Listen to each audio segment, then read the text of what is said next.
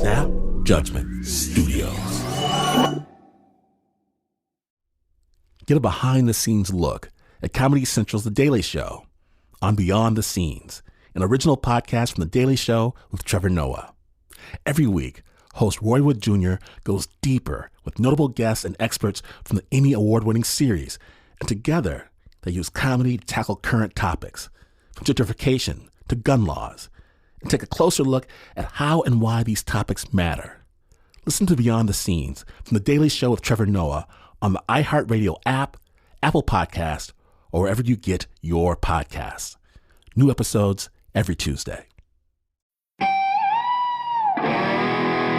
Attention shoppers, we now have taste in the bread aisle. Dave's Killer Bread, that's right. An organic bread that's no longer a sedative for your taste buds. Dave's Killer Bread is on a mission to make the most of the loaf, to rid the world of GMOs, high fructose corn syrup, and artificial ingredients, and plant the seeds of good in all that they bake. Killer taste, killer texture, always organic. Dave's Killer Bread. Bread amplified.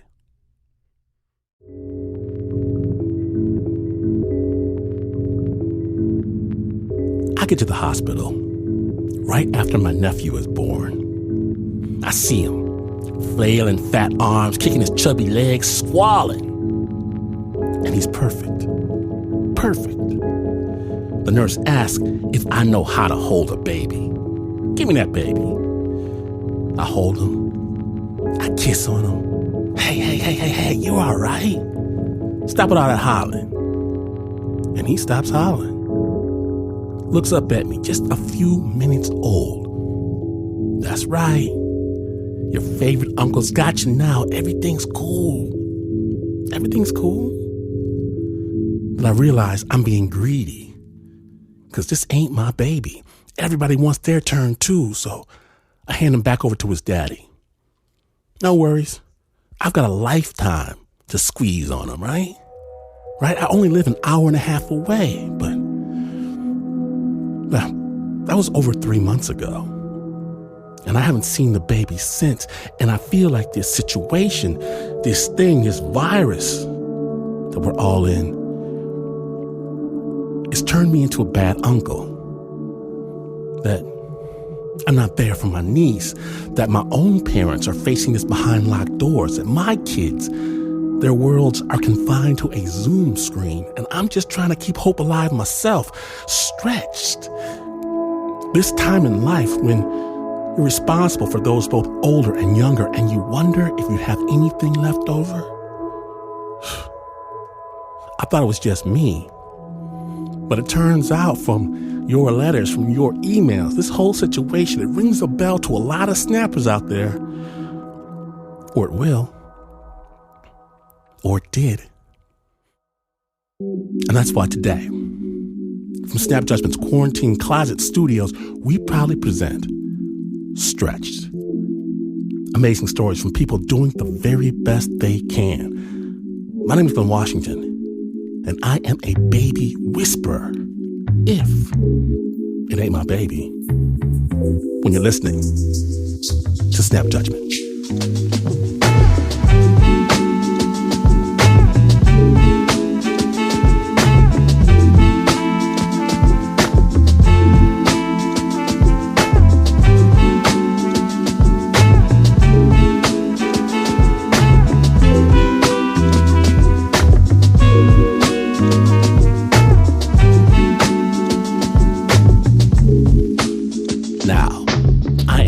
Excited because often the best way to get at actual truth is through a lie. Or should I say it's through fiction.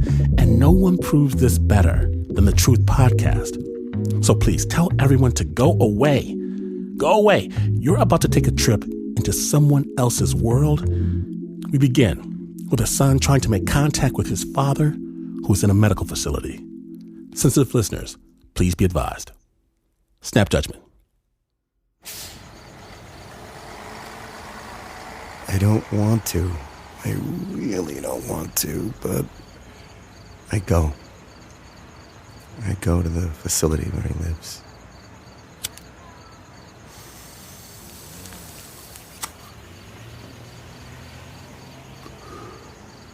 Sorry, can't smoke that there. Oh, sorry.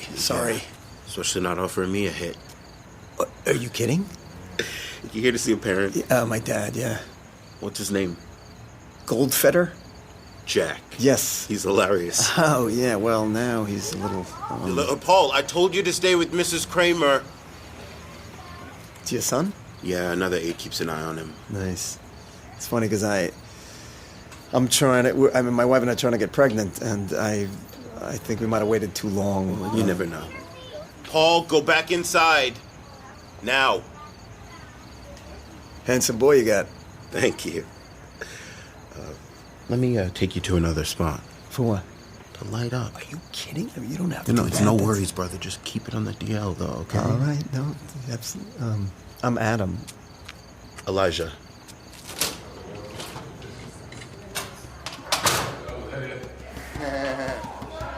So I'm walking inside this place. It's like I'm in a movie. And these characters are fascinating and disturbing, funny. You don't know what they're doing. I've been here my whole life. And some people seem totally fine. They don't like me, I don't like them. I don't need to be here. And I'm starting to think maybe I'll find my father smiling or I like to go. flirting inappropriately with a nurse. You know? Elijah spots him. We walk over, and there he is.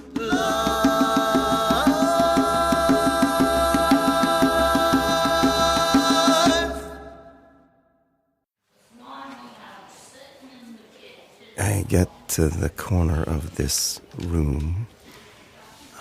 My mother is on one side of him, the aide is on the other, and my dad's in the middle, head down, eyes closed, nothing.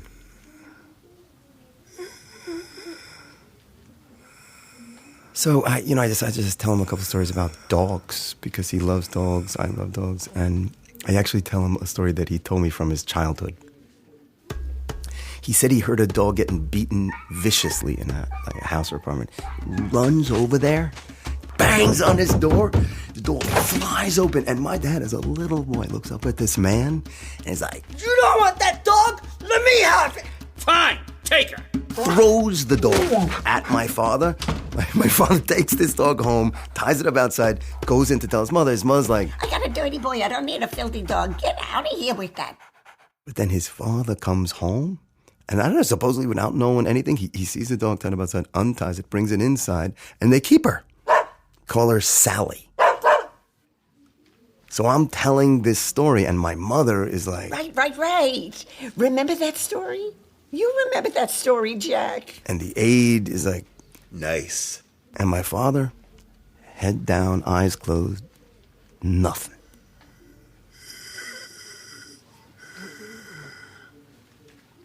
And then I said something funny. I don't remember what. And at the exact moment that my mother and the aide laughed, my father's like... I was startled. I said, yeah, you love dogs, Dad, right? I know you do, Daddy, right? Right? Yes, I do. He hadn't spoken in months. Where's that kid? Where's that kid? There he is! I'm gonna get you. I'm gonna get you! Oh, you got an Adam. I need an Adam apple. I'm gonna eat the apple. Yeah, my father did so many characters, always with the characters. I was dancing with my honey and her nose got runny, but don't think it's funny because it's not. I mean, even as an adult, he'd never leave me a message in his own voice. Usually this old Jewish... My son won't call me back. I think he's dead, which is good, because if he's not dead, I'm going to kill him. Adam, I'm going to tell you something very important. It's the most important thing you'll ever know. Your mother's the greatest. She's the smartest, the funniest, the cutest. Your mother's the most amazing. But they fought all the time. I think I was 8 or 9. They'd had a fight. And the next day, my mother was in a really bad mood, upset. And I remember thinking she's taking it out on me. And we get in this big fight. My father comes home from work. He sees how upset my mother is, but he won't listen to my side. I get so mad at him. I'm now more mad at him than I am at her. We sit down for dinner, and I'm just under my breath. Stupid idiot. My father looks at me. So tense. Fucking idiot. He's just staring at me. Fuck you. What'd you say? And I say, I'm sorry, Ma. I'll do the dishes and I'll clean off the kitchen table because I know Daddy never does. he's looking. And I do the dishes and, start cleaning off the kitchen table. He's still just looking at me. And then my father leans forward and he says, "You missed that spot." And I push him. He throws me against the kitchen counter. I grab a butcher knife. I hold it up to him, and my father thrusts his stomach forward toward the knife and says, "Come on, come on, come on!"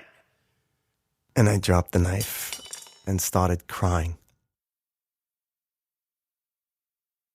Almost 30 years later, I'm on the phone with my wife, Kyoko.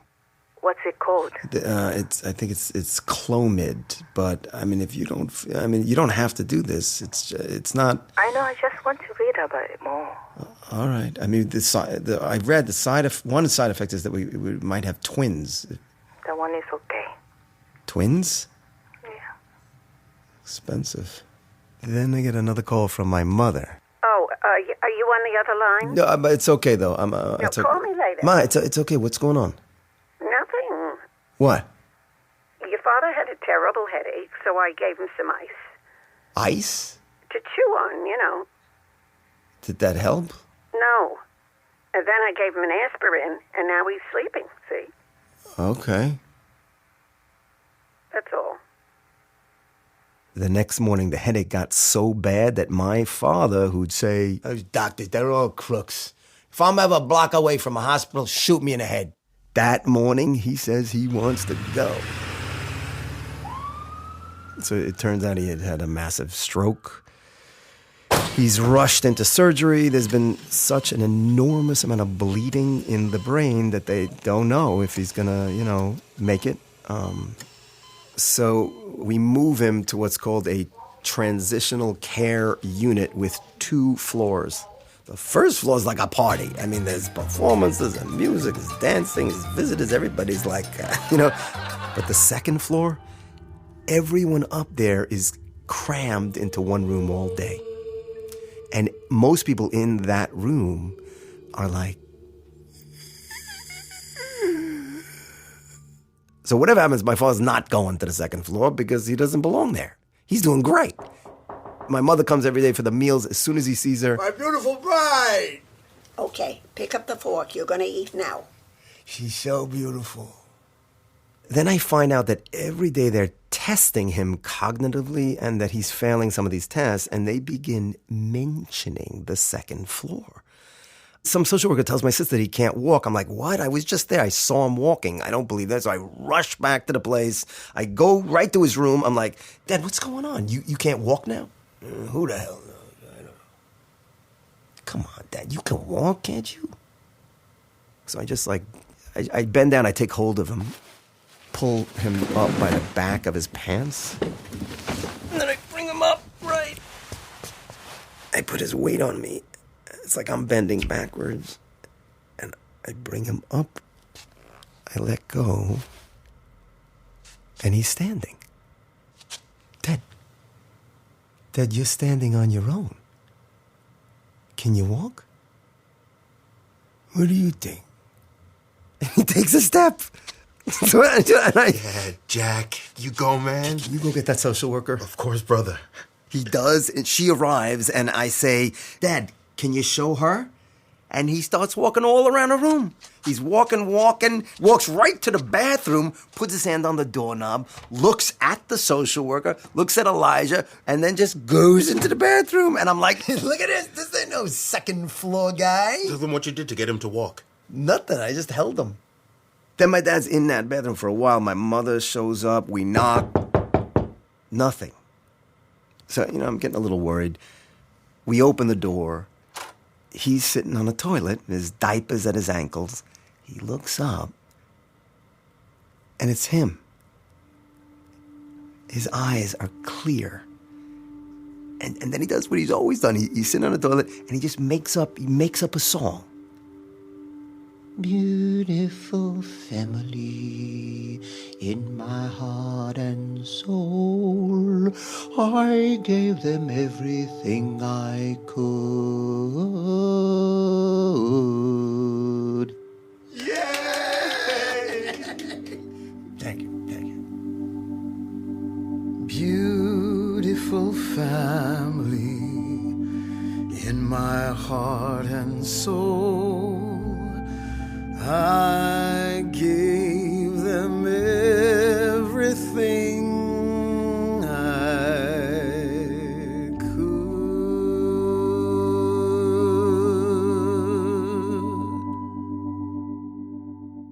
Later, things change. There's no more discussion. They move my father to the second floor. And they put him into that room. It's a terrible room.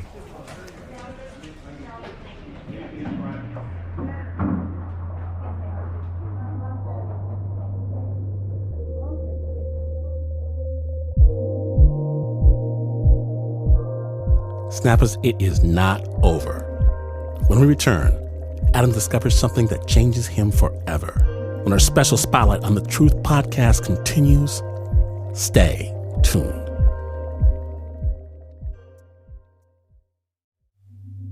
From Snap Judgment's remote lair, welcome back to Snap Judgment, the stretched episode.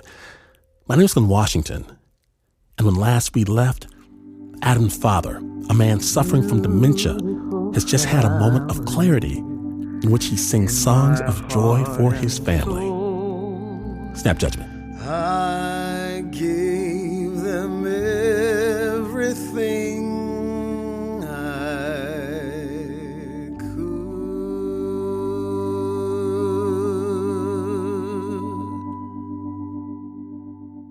Later, things change. There's no more discussion. They move my father to the second floor. And they put him into that room. It's a terrible room. He can't talk now. And his body it's starting to contract. But I go in and I just take his head into my hands. And I just kiss. And he smiles at me.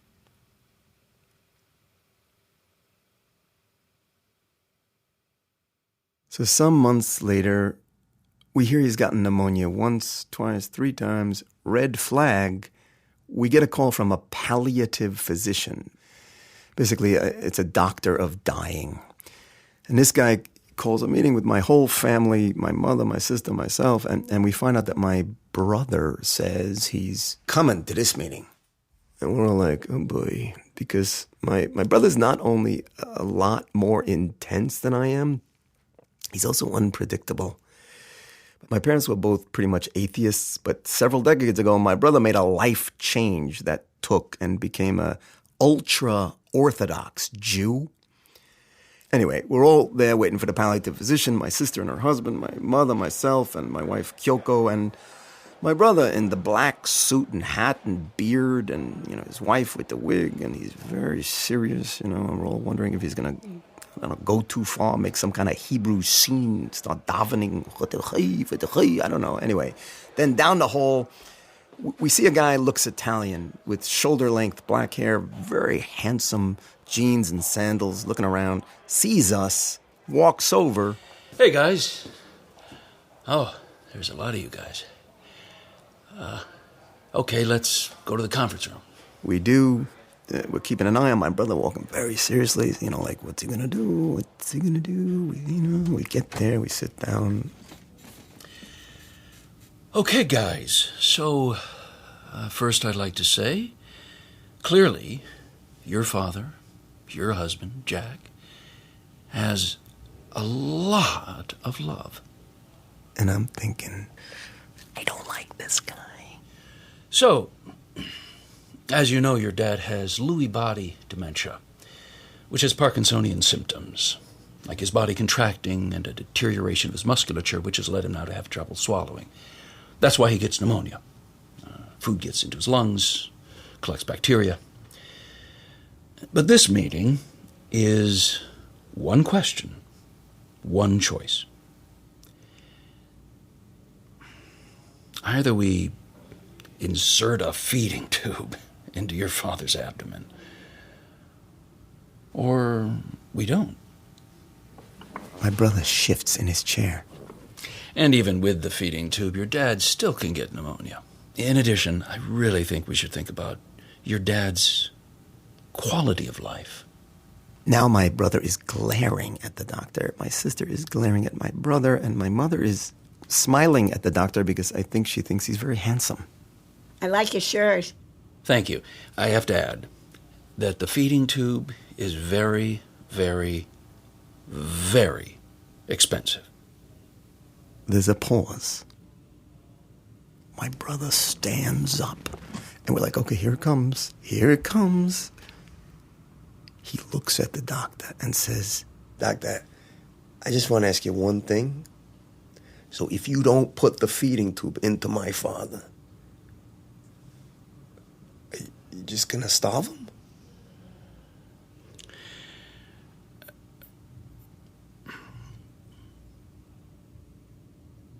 I go to my father's room. Now he's frozen. Eyes in a fog. Can't eat, can't talk, can't walk. His mouth is wide open. I whisper in his ear, Dad, we're all okay. We're all fine. If you want to go, you can go. But if you want to hang around a couple more months, Dad, I haven't told anyone this yet, but it's finally happened. Kyoko's pregnant. I'm going to be a father. And Dad, it's a boy. So he didn't wake up, his eyes didn't get all clear, but he did. He did turn his head, and he looked at me.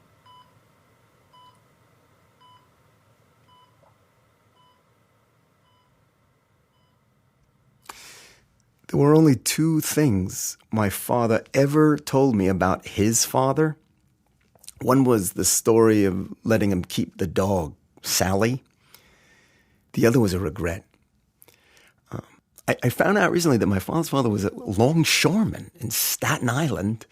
A crate fell on him. He got hurt, couldn't support his family, had a mental breakdown, and was put into a state mental hospital. And at the time, these were gigantic warehouses where low-income mentally ill were left to rot.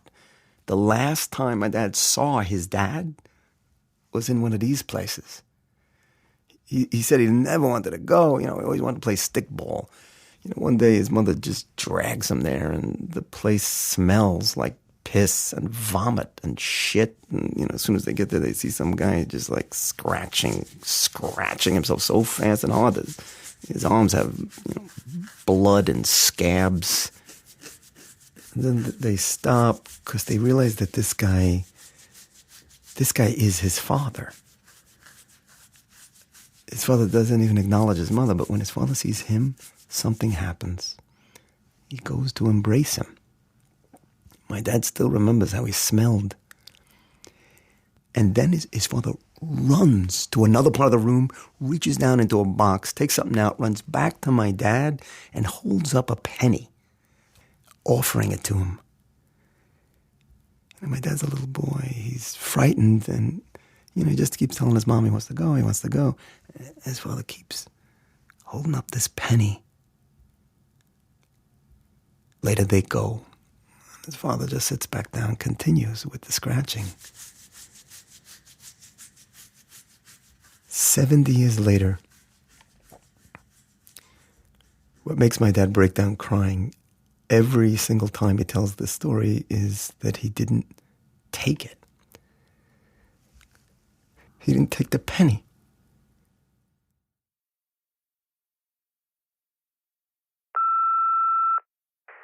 Hey, buddy, I'm so sorry to call you so late. I just wanted to let you know that this evening when I went to check on your dad, brother, I just wanted you to know that when we went to check on your dad, we found that he had passed away. I'm so sorry. I'm so sorry, Adam.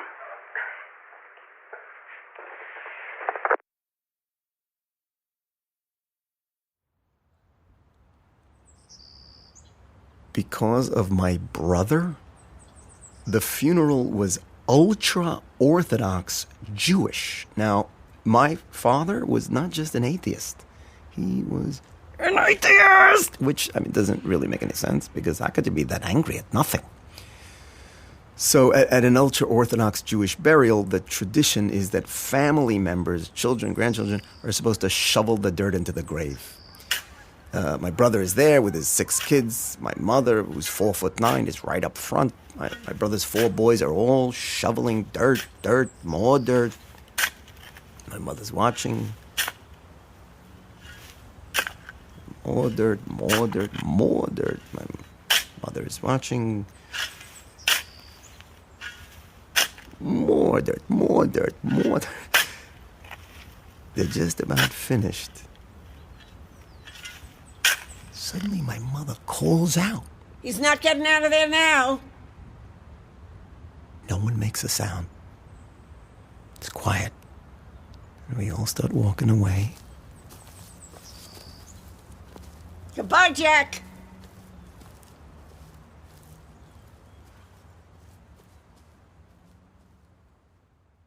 The next day, my wife goes into labor, and it is the most terrifying time of my life, because every time she has a contraction, the monitor measuring the baby's heartbeat shoots down to nothing. The head doctor on the floor is at the door. Our doctor excuses himself for a moment, goes over to that guy, lowers his voice, but I hear him say, "It's a very serious situation."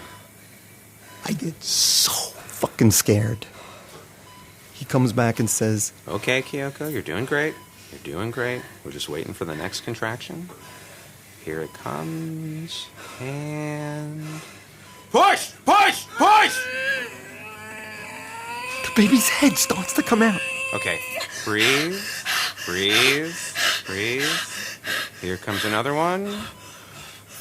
Push! Push! Push! Cuts her down there and pulls this boy out. I see the umbilical cord is wrapped twice around his neck. He unwraps it quickly.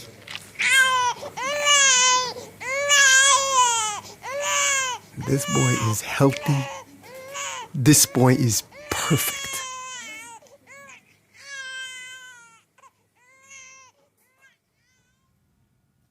I don't know why my father woke up for me. A number of times.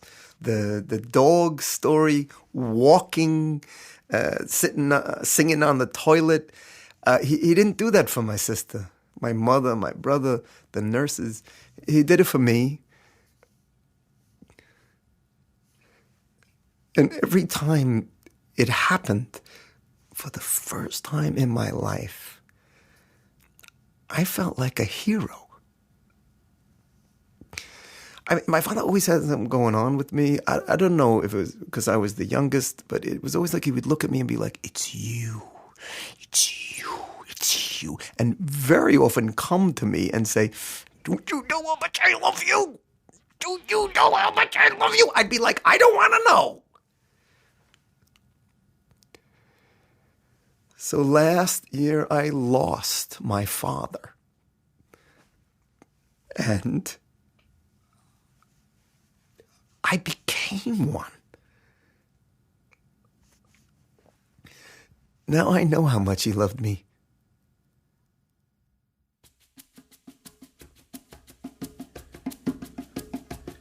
Does yesterday wait for tomorrow? Does yesterday dream up tomorrow? Does yesterday speak to tomorrow? A celebration, a celebration, a celebration, a celebration, a celebration of life.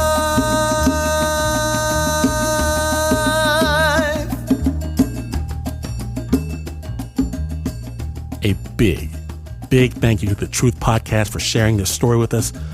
Lucky Penny was written by and performed by David Deblinger. It is based on a stage production originally created at Labyrinth Theater Company, directed and developed by Ben Snyder. Music was by Fred Johnson. It was produced by Jonathan Mitchell. For a full list of credits and to hear more original stories from the Truth Podcast, subscribe to this podcast. Go to truthpodcast.com and subscribe. I can't believe it, but it happened again. If you missed even a moment of today's episode, subscribe.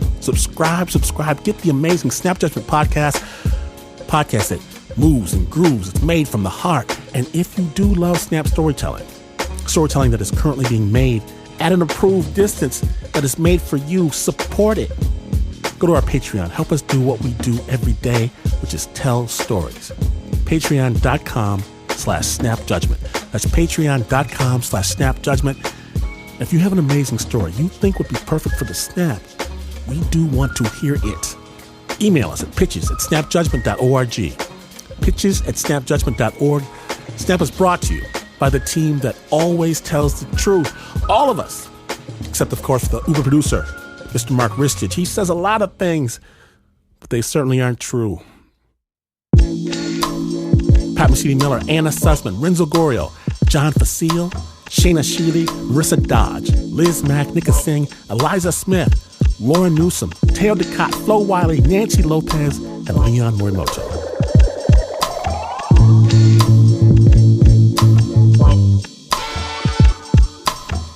This is not the news.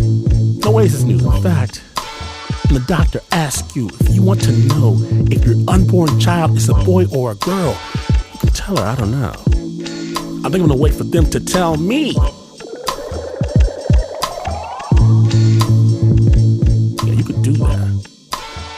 You clothe your bundle of joy in whatever's handy, and you would still not be as far away from the news as this is. But this is PRX.